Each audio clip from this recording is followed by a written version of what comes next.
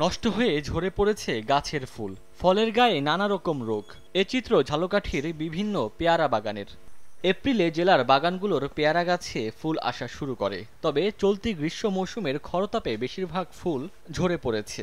বাগান মালিকরা জানান, অনেক গাছে ফল আসলেও বিভিন্ন রোগে আক্রান্ত। এতে ফলন বিপর্যয়ের পাশাপাশি লোকসানের শঙ্কায় তারা, পাশাপাশি ঋণটায় দিশেহারা তারা। একই অবস্থা বাগানে সহ ফসল হিসেবে চাষ করা বিভিন্ন জাতের সবজির।